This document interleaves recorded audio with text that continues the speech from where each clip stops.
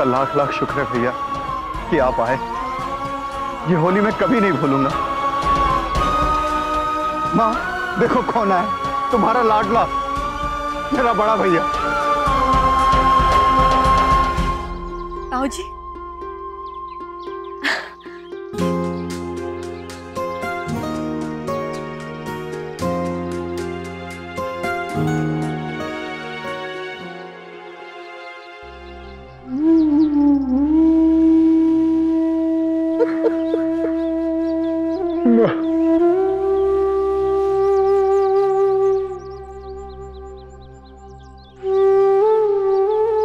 कितने सालों बाद आया तो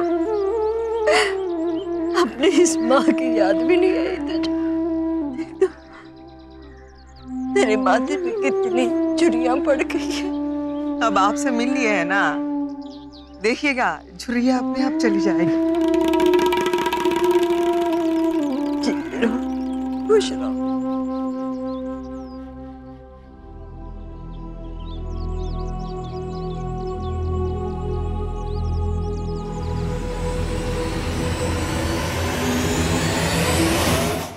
कैसी हो दीदी? अपनी छोटी बहना को देखकर, पूरे परिवार को देखकर बहुत खुश हो गई मैं। नमस्ते। अब तो तू खुश है ना मंगला?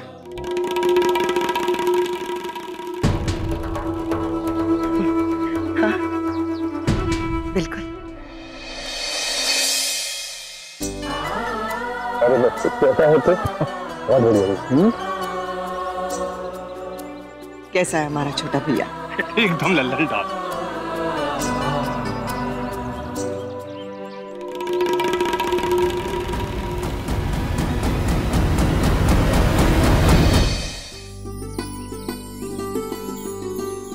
खुश रहो बच्चों। खुश रहो, बस बस बस बस। हमेशा खुश रहो, खूब तरक्की करो। हमारी छोटी बहू को कहाँ छुपा के रखा हुआ है? अरे हाँ भाई शशि, छोटी बहू से हमें मिलवा तो सही, कहाँ है वो? ये है आपकी छोटी बहू पूनम।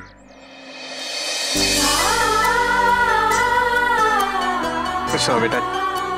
अरे बस बस बस, दूधो नहाओ, पूतो फलो। ये आपके पूनम के माता पिता, हमारे और आपके समधी और समझे। नमस्कार। नमस्कार। मैं सबको अपने बच्चों से मिलाता हूं। जी जी। ये है हमारी बिटिया डॉली, हमारे दामाद रमेश, ये है छोटा बेटा अभिषेक और ये उसकी बीवी सरिता। आओ बच्चों, आओ। नमस्ते चाचा जी। ये छोटू। अभिषेक कितना बड़ा हो गया। नमस्ते चाची मासी। बस बस जीते रहो। ये क्या चाची मासी लगा रखी है तुमने? हाँ तुम्हें पता है ना, मुझे ये चाची मासी अच्छा नहीं लगता। कहना है ना तो मुझे सिर्फ चाची का।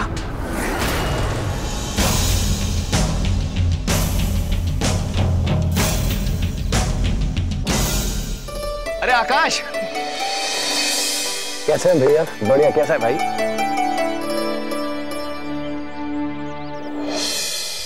रहने दो ना, जब भाईचारे की जरूरत ना है। मैं सरिता, ट्रेन की मिसेज। आंखें तरस गई थी आपके दर्शन के लिए। अब आप लोगों का तो दिल्ली आन जान होता नहीं है, जान दो। पाए लग। अरे बस बस लाडो, आओ बच्चे, आओ। अरे रमेश जी आइए। नमस्ते। ये हमारे जमाई राजा। अब ये मेरे हस्बैंड है जी। आप ये हमारी चाची है। नमस्ते। नमस्ते नमस्ते। भैया मेरा वो नटखट सा भतीजा कमल कहाँ है? वो एक जरूरी काम से बाहर गया, काम खत्म होते ही वापस आ जाएगा। मतलब ये लोग यहाँ लंबे दिनों तक डेरा जमाने आए हैं? हद हो गई। पूजा नाम की बीमारी से निजात मिली नहीं कि दो मुसीबतें आ गई, एक पड़ोस में एक घर में। चैन की सांस तो मेरे नसीब में है ही नहीं लगता।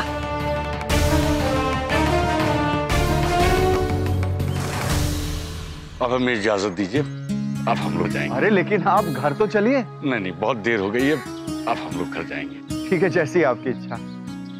चलिए भैया अंदर चलते हैं सब। हाँ हाँ चलो चलिए। आओ भाई, आओ बच्चे, आओ। आज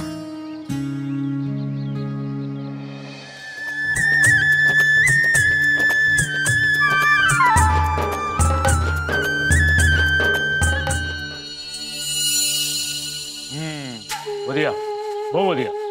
जगह तो काफी अच्छी है सीतापुर। यहाँ के डीएसपी मेरे काफी अच्छे दोस्त हैं।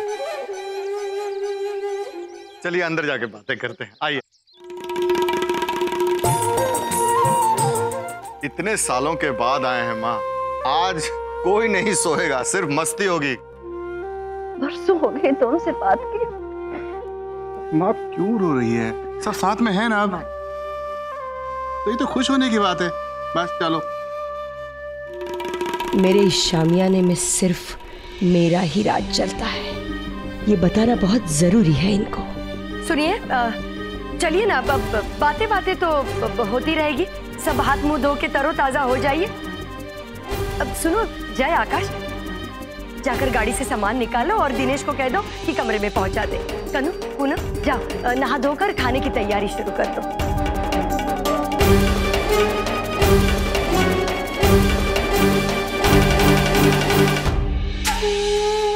अच्छा है कर। ये घर बाहर से जितना सुंदर है, अंदर से उतना ही आलीशान है, नहीं? यो घर को देखकर मने लगे कि दिल्ली के एक झोपड़े में ठूस कर भरे रहते थे हम लोग।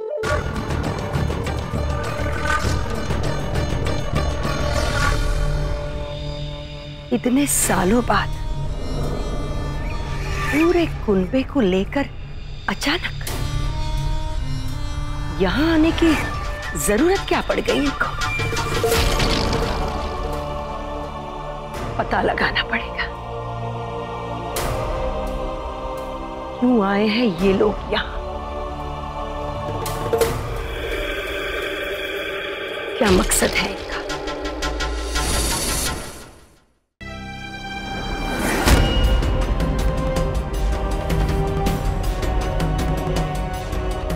अच्छा ये बात है, पर पता नहीं, कुछ यकीन नहीं हो रहा। कहीं कुछ वजह है, कुछ राज। मेरा मतलब है कि कुछ अजीब लग रहा है। क्या अजीब?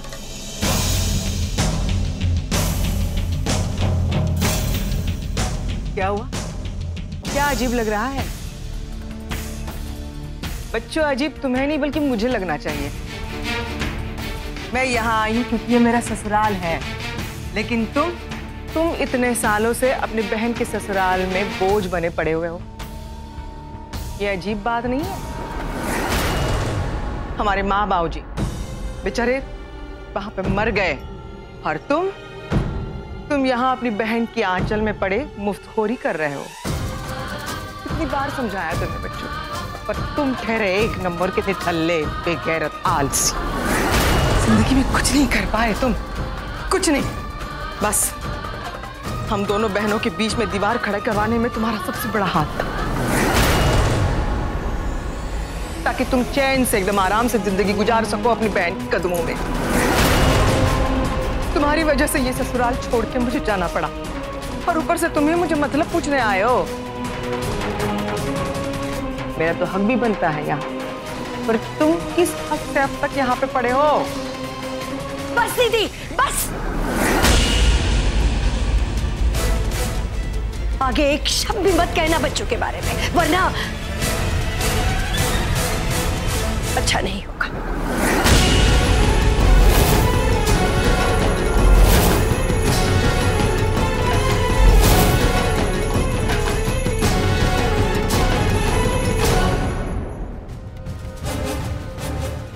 अभी भी मन नहीं भरा तुम्हारा? अभी भी वही अपने पुराने खेल खेल रही हो? गलत समझ रही हो तुम मंगला। गलत नहीं, बिल्कुल सही समझ रही हूं मैं, क्योंकि मुझे नीचा दिखाकर तुम्हारे दिल को चैन पहुंचता है। क्योंकि बच्चू ने हमेशा मेरा साथ दिया, इसलिए तुम्हें वो फूटी आंख नहीं भाया कभी भी। हमेशा उसे तुमने जलील किया है। इतने सालों बाद आकर भी आज तुम वही कर रही हो। बस भी करो दीदी, बंद करो तुम्हारा ये नाटक। तुम्हारे बड़प्पन का एक एक किस्सा कल की बात की तरह याद है मुझे। आज भी मुझे वो दिन याद है जब नई बहू बनकर और तुम्हारी देवरानी बनकर इस घर में आई थी मैं।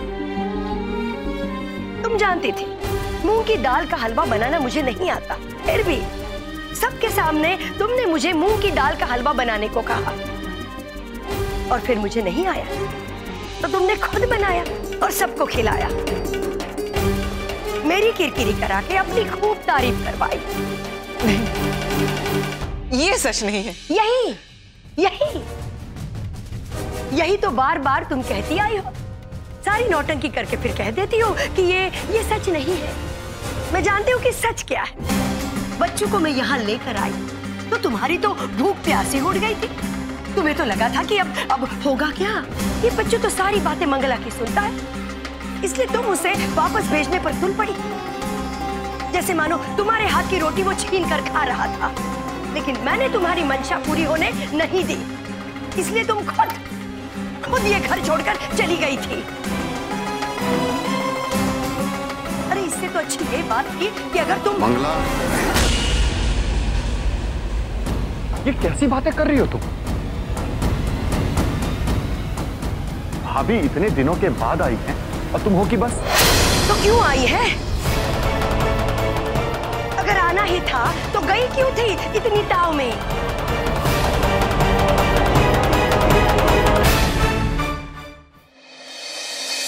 क्यों गई थी मैं ये घर छोड़कर? अपने शौक से।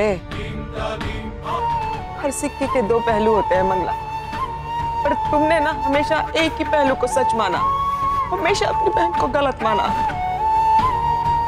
उस दिन मैंने मूंग का हलवा बनाने के लिए इसलिए कहा था कि मैं खुद चाहती थी तुम्हें मूंग का हलवा बनाना सिखाना, पर तुमने तो साफ मना कर दिया था, याद है ना? मुझे लगा मेरी बहन का ये हुनर ससुराल वालों को अच्छा नहीं लगेगा, और इसलिए मैंने खुद बनाया वो हलवा और सबको ये कह दिया कि तुमने बनाया। पर माँ जी किसी के बिना बताए समझ गई थी कि वो हलवा किसने बनाया। और बच्चों के बारे में तो तुम अच्छी तरह से जानती हो। मैंने हमेशा यही चाहा कि बच्चू अपने पैरों पे खड़ा हो जाए,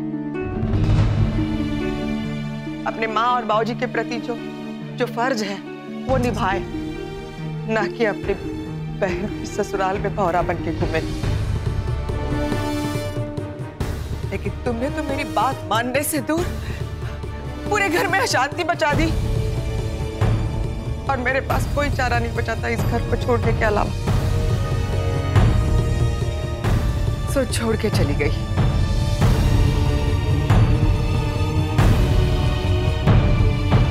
तुम्हारे लिए।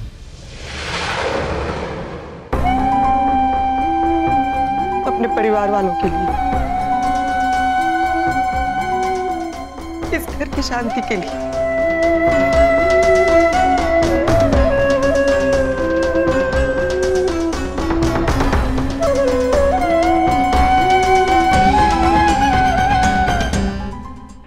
वाह, आज भी बड़ी बड़ी बातें करने की आदत गई नहीं तुम्हारी। कल मैं नहीं तुम करती थी दीदी, इतने सालों बाद आकर वही शुरू कर दिया। पता नहीं अब क्या सोच कर आई हो? इतने सालों में कभी फोन करके हाल चाल तक नहीं पूछा, अब अचानक क्या हो गया? क्यों आना पड़ा? किस लिए आना पड़ा? किस लिए आना पड़ा?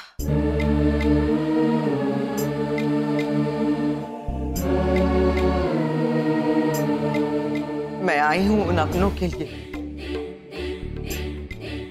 जो हम दोनों के झगड़े की वजह से एक दूसरे से दूर हो गए।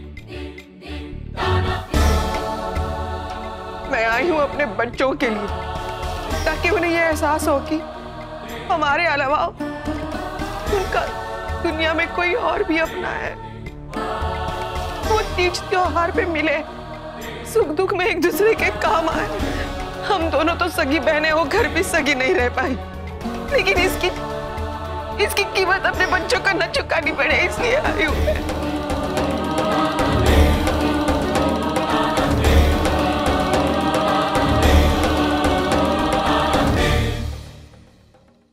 ये बात बात में बच्चों की तरह रोत होकर हमदर्दी लूटना बंद करो अब। बस मंगला, चुप हो जाओ, मेहरबानी करो हम पर।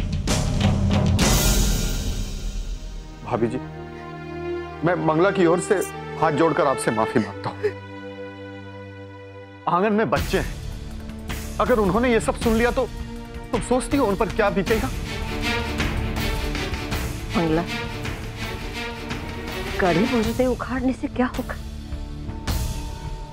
परसों बाद तुम दोनों बहनें मिली। अरे पहल तो उसी ने की है, वही मिलने को आई ना, उसका तो मान रखो। शाम को होली आशीर्वाद समारोह है, उसकी तैयारी भी करनी। शशि, चलो बेटा।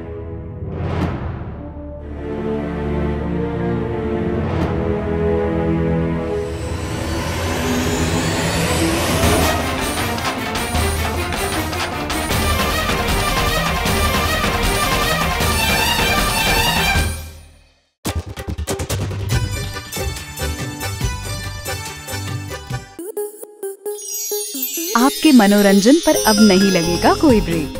स्टार प्लस के बेहतरीन शोज देखने के लिए लाइक, शेयर और सब्सक्राइब करें स्टार प्लस यूट्यूब पेज को।